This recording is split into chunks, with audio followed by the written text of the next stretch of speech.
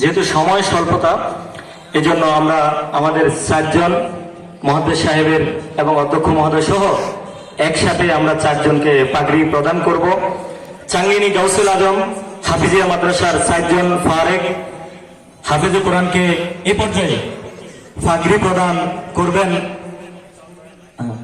1 নম্বর মোহাম্মদ এবাদুর রহমান, আমাদের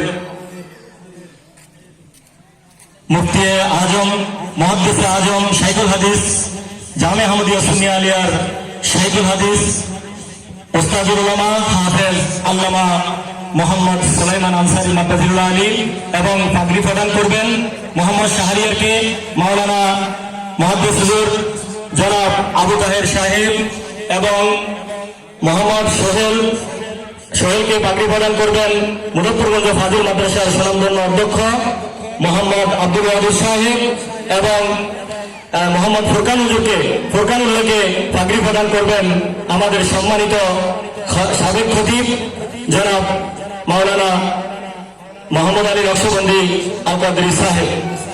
সকলে বলি মারহাবা।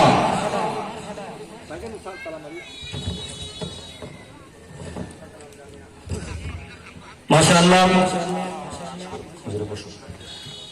আমাদের সাঙ্গিনী গাউসুল আজম হাফিজিয়া মাদ্রাসার 4 জন হাফেজ সাহেবদেরকে পাগড়ি প্রদান অনুষ্ঠান সম্পন্ন হলো।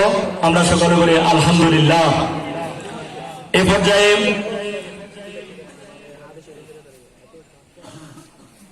পর্যায়ে বক্তব্য